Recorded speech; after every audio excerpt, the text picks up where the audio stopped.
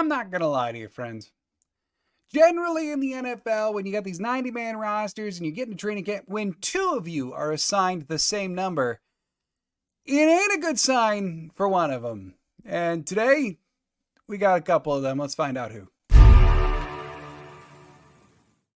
What's up, everybody? Welcome back to another episode of Lombardi Time Brews. I'm your host, John Delray. Yeah, a two for day.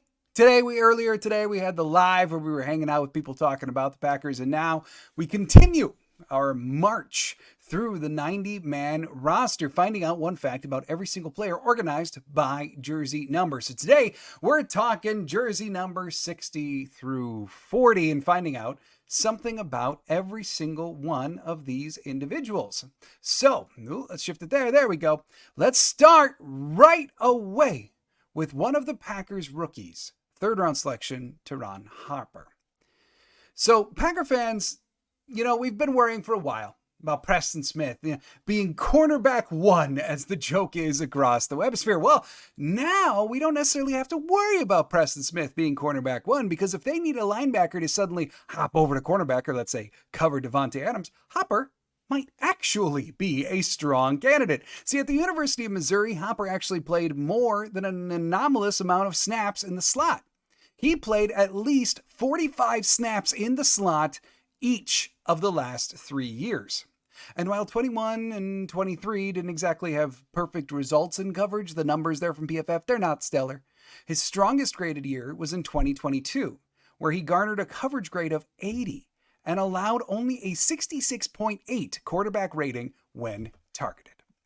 Next up, player number 58, that would be Isaiah McDuffy.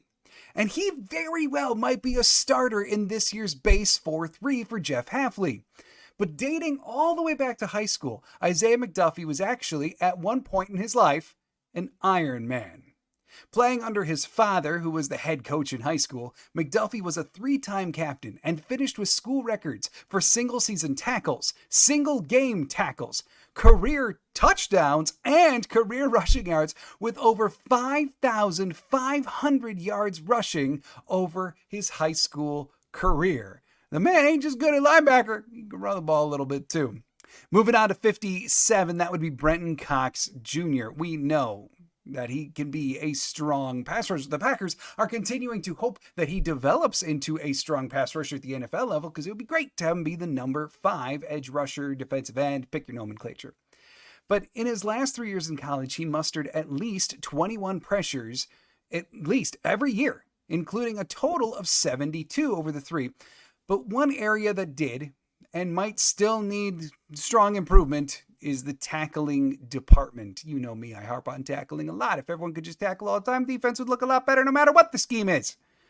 And while we're not talking about a Devontae Wyatt level of ignorance towards tackling, it's not good. See, in 2022, he had a missed tackle rate of 20.5%. 2021, 15.8. 2020, 15.4. Now, not awful, but still, finish your plays. At least 5 missed tackles in each year to get to those percentages. The last year, the number with 20.5%, he had 8 missed tackles compared to only 13 stops. A little too close for comfort for a potentially dynamic playmaker. Next up on the list, number 56, that's Edan Cooper. One of the rookies that I think a lot of Packer fans are most excited about, and for good reason. But over the span of his college career, he wasn't always as successful as he was just this last year. Because we've talked about how Brian Gutekunst loves to draft players who, he gets value, we should say. Like with players like Devontavian Wicks, that works too. But guys who maybe had an excellent junior year of college and then fell back a little bit their senior year for different reasons. Well, Edan Cooper is the polar opposite. In 2022, Edan Cooper had defensive grades from PFF of the following: 66.1, 66.7, 64.4, 70.4, and 59.7. But then in 2023, all of the light bulbs clicked for him as his grades shot up to 90.8, 87.6, 73.7, 86.4, and 85.5. Not just kind of higher across the board. The vast majority of those grades raise about 20 points. That ain't a joke. That's a huge increase for Edan Cooper. Next up, Kingsley Barfield. See, Rashod Gary was drafted as what was known as a developmental prospect, right? They picked the tools in the first round in 2019. And they had this plan of like, he's going to be edge 3 behind the Smith brothers. And then Za'Darius complained about being a captain and got hurt. And there was a lot of stuff that happened with Za'Darius. But the plan was for Rashod Gary to develop as edge rusher number 3 for a few years before taking over. And that's not completely dissimilar to the role that Kingsley Barfield has actually filled now for a little bit. So let's compare roughly the first 500 pass rushing snaps for each player and see how impactful they've been. For Kingsley Barfield, 496 snaps, 52 pressures, 5 sacks, 13 hits, 34 hurries. For Rashod, 501 snaps, only 5 snaps more. 62 pressures, 12 sacks, 9 hits, 41 hurries. Yes, Rashod was a first-round pick for a reason, had what was believed to be a significantly higher ceiling. But when you look at the production of the first 500 pass rushing snaps, those numbers aren't so different. See, with Kingsley even getting more hits than Rashod. So from a statistical output, maybe we got to give Barfield just a little bit more credit. Next up, number 54, Christian Welch. And I'm going to be completely honest and serious with you here. I have been doing this series for as long as Lombardi Time Brews has been along. Like we started right before the season started for the 2022 season. And I did it right away then. And I did it last year to get ready for training camp. This is year 3 of doing this series. And I'm not sure. Figure 270-ish players reviewed. I'm not sure I've had as difficult of time finding a unique fact for Christian Welch, or for any player, as I've had for Christian Welch. I am not kidding. I scoured resources looking for this. It's not a bad thing. It's just when you look at his profile, dating all the way back through his PFF grades, dating all the way back through his, like everything is just what you would expect for a guy who, went to high school, then he went to college. Like he went to college at Iowa, was a backup most years there until his last year, where then he did play pretty well, but nothing statistically that really stands out. And then he was a UDFA. He went to Baltimore, became kind of a special team specialist, but again, no real numbers that stand out. Everything just kind of as you expect for a UDFA linebacker. And then he left Baltimore, came to Green Bay, and the same thing continued. Just the same across the board for Christian Welch. So here, I'll give you this. And this is not a knock on him at all. It's just, there's nothing anomalous across his entire history. So here's the neat thing about Christian Welch. He's from Iola, Wisconsin, and he fulfilled his childhood dreams by playing for the Packers last season. For a guy who doesn't have a lot of facts, that's pretty cool.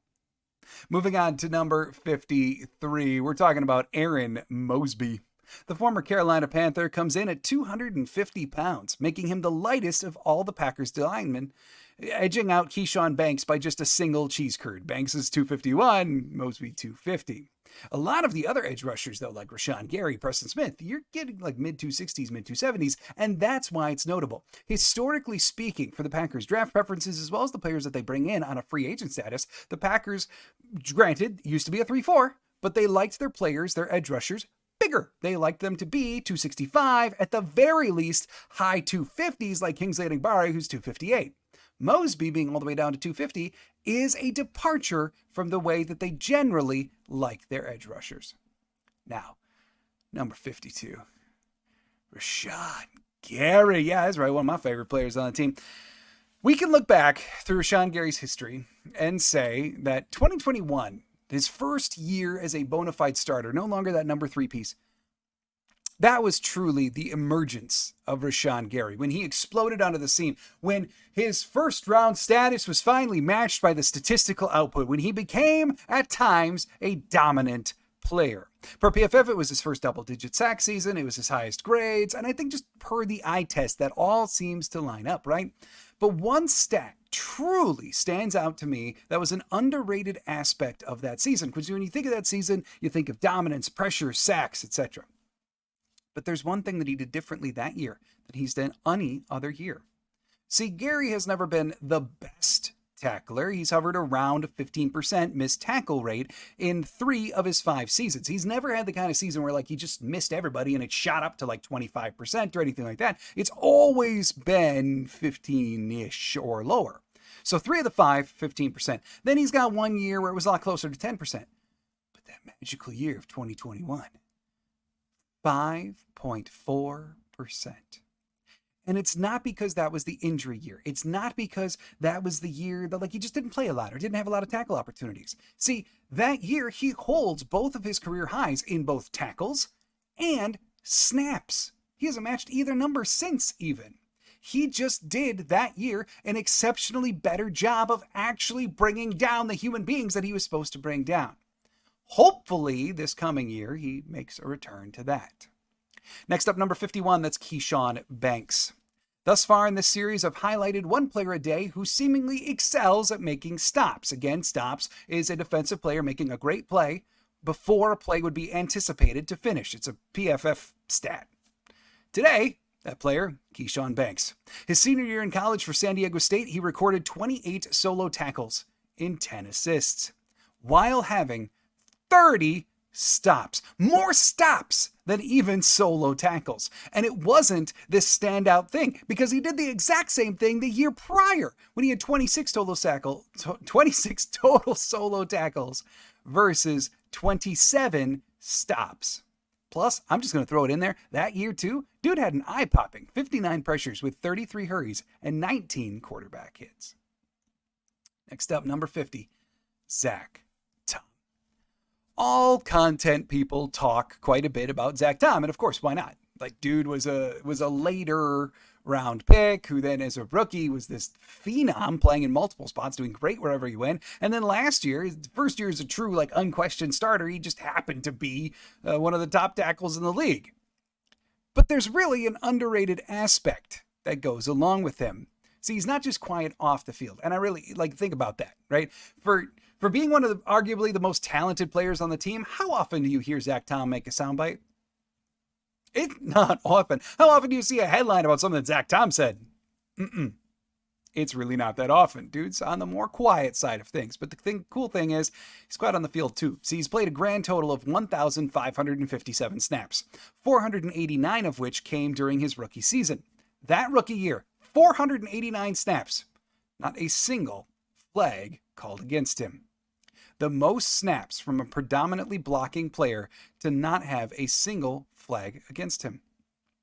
The last season, he played 1,068 snaps and only had 3 flags called on him all of last year. Every single player that had under 3 flags called happened to also play fewer snaps. The man just does not get a lot of flags called on him. Next up, number 49, the first of 2 number 49s, like I said in the beginning. Not always the best sign for one of these individuals. But here we have long snapper Peter Bowden. At the University of Wisconsin, Bowden really didn't hit his stride as a long snapper until his final 2 years. See, he started as the long snapper for 3 years, but the final 2 is when he actually started being nominated for awards for it. Like the semifinalist both years for being the top long snapper in the country. There was 1 year there where he started, his first year starter, where he did not get those nominations. But it doesn't mean that he wasn't busy. Because for that 1 year that he was starting, where he didn't get any noms, plus the year prior, where he didn't play at all, he was named to the All-Academic Big Ten team. The other number 49 would be Deslin Alexander. Truly a rare breed. And I don't say that because like he had this standout OTAs, because he did. He had great OTAs. There were lots of headlines about him recording lots of sacks, right? But he's special for a different reason. See, the Packers' relationship with the Jets has historically been one-sided. Rodgers, Cobb, Lazard, Favre, the list goes on. Generally, it's people moving east or being traded east. It's not too often that you find someone who played for the Jets and then played for the Packers. Well, Deslin Alexander actually fits the bill because he started out as a UDFA, he signed with the Jets, and then eventually was cut there. Then he moved to the Bears practice squad. Got cut there and then wound up in Green Bay. So he's gone from the Jets to the Bears to Green Bay. At the very least, we can say, at least he's finally playing for an upper tier organization.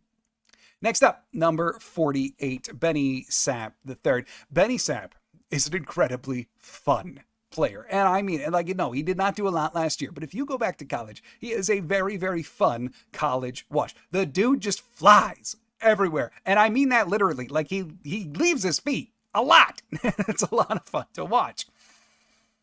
But coming out of college, he didn't exactly post the best RAS. His total score was 4.4. When you go to the RAS database and you look up the Packers historically since RAS began, you can sort it by position and who's played there and all this and that, right? I know players are missing. It's an imperfect database, right? But when you do all that sorting, Benny Sapp's 4.4 would be the lowest RAS score for any Packers safety in that database. No number 47, so we skip to number 46 and Christian Young. Something interesting about Christian Young, he's perhaps the only true Viper on the Packers roster. We've talked about that position a little bit before, how Jeff Havley may use it, right? Well, he actually is a Viper. Per Acme Packing Company, during his time at the University of Arizona, Young played safety and also was the team's Viper linebacker spot, which has been self-described by Arizona as a safety linebacker hybrid. According to Pro Football Focus, Young played 824 box snaps, 648 deep safety snaps, and 383 slot snaps during his college career. He truly is a hybrid linebacker safety, and he really is the only one on the roster. Next up, number 45, Eric Wilson. I've talked a bunch before how Eric Wilson, he's got like legit starting experience. In 2020, he started the entire year for the Minnesota Vikings at middle linebacker and then just never did it again. Like, then he became like more of a role player in special teams. But it's not because it was all bad. There's one stat that looks pretty darn good from that 2020 season. So that year in coverage, he allowed a 78.9 quarterback rating when targeted.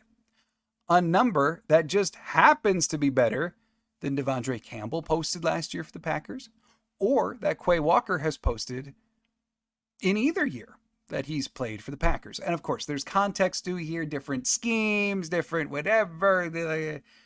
Nonetheless, the fact remains, Eric Wilson posted a better QB rating against when targeted in that 1 year that he was a starter than either Packers linebacker did last year.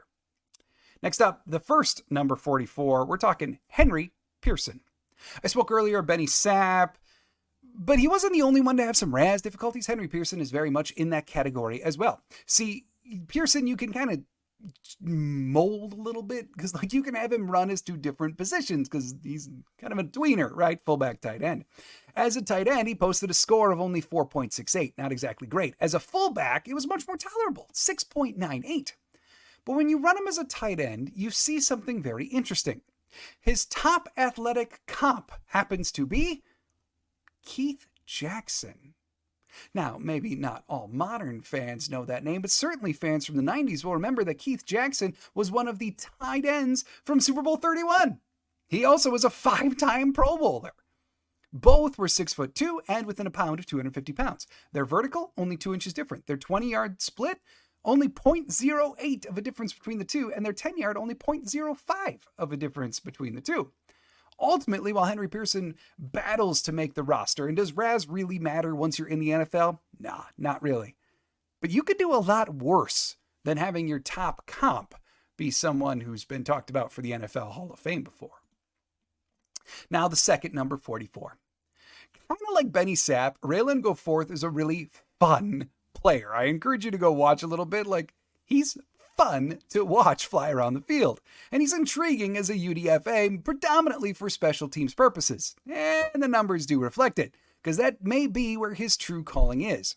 Over his 5 years in college, he averaged a defensive grade of only 49.76 at his time at USC and the University of Washington. 49.76. However, for special teams, his grade averaged out to be 68.66. Nearly a full 20 points higher. You generally see some differences between their root position grade and special teams. And special teams grades have a habit of ebbing and flowing throughout years. For it to be consistently nearly 20 points higher, yeah, that might be Goforth's calling. Next up, number 43, Messiah Swinson. He's in some ways kind of a difficult player to see what the vision is here for the Packers. His receiving numbers from college, they just don't pop off the page. His athletic profile doesn't look stellar. He had a 1.51 RAS. And his blocking in college, it wasn't also great. He looked like he needed a lot of work there because he allowed 92 pressure opportunities and only 99 career pass blocking snaps. But the thing he does have going for him, his size. At 6'7", he's the tallest tight end on the roster. And at 259, he's tied for the heaviest tight end with Tucker Kraft. Next up, number 42, that would be Matt Orik. He was not the answer last year for Green Bay's inconsistent kicking and inconsistent long snapping. I think we can all agree on that. But there was a time when he was part of one of the NFL's best kicking units.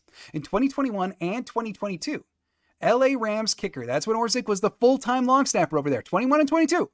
Well, over that time, their kicker, Matt Gay, hit 60 of 64 field goal attempts, which happened to be second best in the NFL. And then last up, number 41, Jamon Green. Yeah, there was not much made about his signing that happened, a little over a month ago for the Green Bay Packers. But you know what? I harp on tackling all the time. It's one of the most important things to me personally on the football field. So let's end today with a tackling note, and a positive one at that. Jamon Green recorded 24 tackles and 1 assist his final year in college with the Michigan Wolverines. That year, he played 436 snaps. So keep those numbers in mind. 24 tackles, 1 assist, 436 snaps. He was the only cornerback in college football that year to play at least that many snaps and not have a single missed tackle. Oh, yeah, we will take that all day. Thanks so much for joining me here for part 3 of going through the Packers 90-man roster. Tomorrow, obviously chugging right on. We're going to be covering players 39 through 20. And then Friday, we finally get to 19 through 1, talking all things Green Bay Packers. Thanks so much for joining me here. Do hope you're having a fantastic week. And as always, go Pack Go.